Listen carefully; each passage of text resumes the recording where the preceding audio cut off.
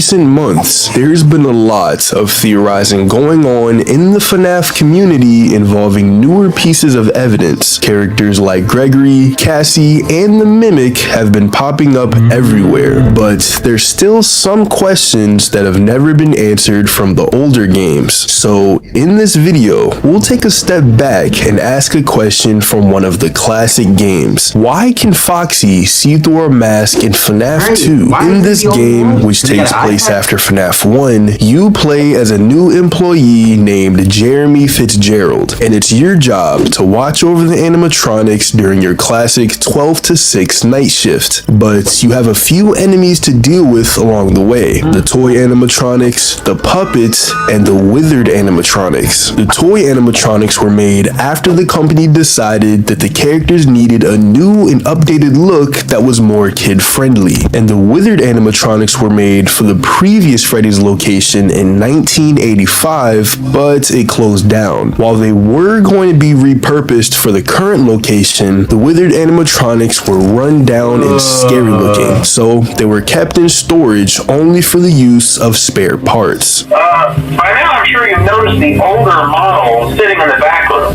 Those are from the previous location, and we just use them for parts now. And because the withered animatronics were so run down, there was no point in using them for the new restaurant. So it was decided that the toy animatronics would be the main stars. We also know that the toy animatronics had a special security system. Why does Party Foxy look like that? Advanced mobility. They even let them walk around during the day. Isn't that neat? But most importantly, they're all tied into some kind of criminal database so they can detect a predator a mile away.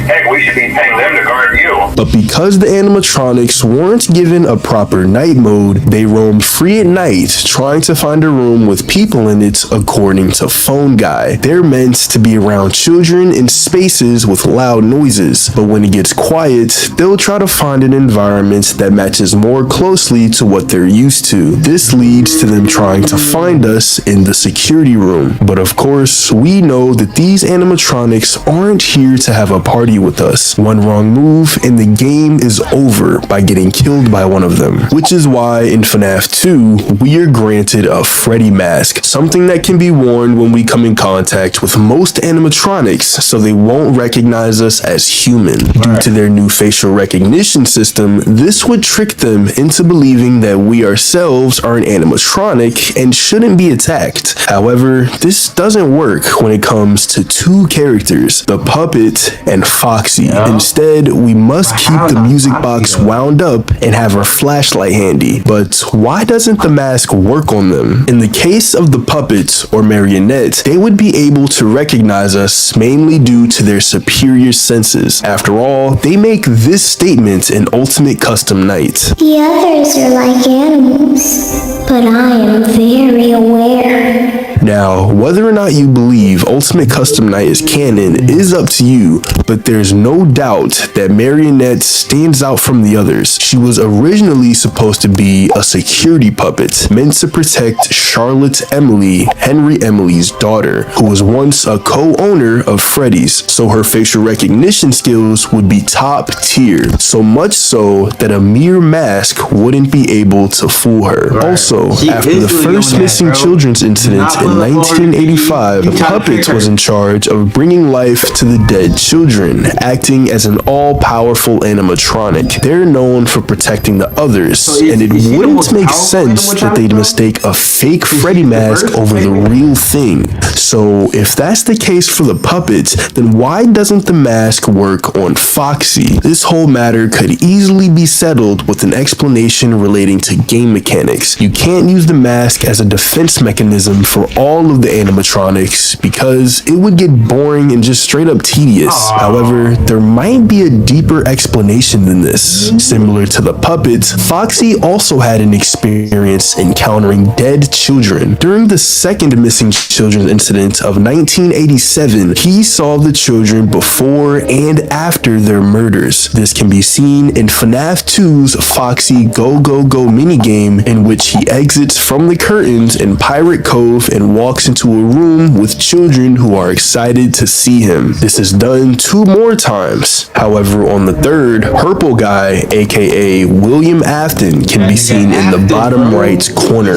And when Foxy walks into the next room, he encounters the dead children who were murdered by Afton. The soul inside of Foxy from the first missing children's incident is incredibly angry that this has happened a second time. And since William Afton was in a purple suit, we can assume he was dressed like a security guard. If Foxy happened to notice Jeremy wearing the purple shirt, then he could have connected us with Afton, making him extremely violent towards us whether we were wearing the mask or not. Also, if Foxy happened to see Purple Guy dressing up as Spring Bonnie, then he would be able to tell if a human is in a suit or wearing a mask versus being a real animatronic. And this isn't too far-fetched, seeing as Foxy is actually a pretty smart character who says so himself. Never underestimate the cunning of a pirate, or a fox for that matter. There's also another reason why Foxy may be able to see through Jeremy's facade, mainly based on this piece of information given by Phone Guy. After referring to the withered animatronics being used for parts, he says this. The idea at first was to repair them. They even started retrofitting them with some of the newer technology, but they were just so ugly. The way that Phone Guy says this line makes it seem like the repairs started but never finished. Is it possible? While it's a bit of a stretch, it might be important to note the order in which the main 4 FNAF characters are listed. It's always Freddy, Bonnie, Chica, then Foxy. He always comes last. It's also this way in the custom night menus for games 1, 2, and 4. This order probably refers to when the characters were created or established as a Fazbear entity, and maybe it could also refer to the order in which the characters got worked on, Foxy being the last one every time. Also, he's usually in a separate space compared to the other animatronics, while Freddy, Bonnie, and Chica share the main stage. Foxy has Pirate Cove as his own, so it makes sense if he was worked on last because he was separated from the others. Phone Guy also says this about Foxy specifically. Oh yeah, Foxy. Hey listen, that one was always a bit twitchy. I'm not sure if the Freddy head trick will work on Foxy. For some reason, Foxy has always been difficult to work on. It's unclear what the specifics are, but we know that this is related to him being able to see through the mask mechanic. The company always knew that Foxy was a problematic animatronic and probably didn't bother to equip him with the new security recognition because he would end up being replaced anyway. That, or it just didn't work on him to begin with. Finally, Phone Guy mentions another odd thing about Foxy that's different from the other animatronics. Also, check on the curtain in Pirate Cove from time to time. The character in there seems unique in that he becomes more active if the cameras remain off for long periods of time. I guess he doesn't like being watched. Now, this is a recording from FNAF 1. However, we know that parts of the withered animatronics were transferred into the FNAF 1 animatronics, so we can conclude that the same soul inside of withered Foxy is the same as the one inside of FNAF 1 Foxy. Since Foxy doesn't like to be watched, we have to keep our cameras on him to avoid any direct confrontation. But what happens when we put the mask on? We stare directly at the animatronic until they disappear. This probably makes Foxy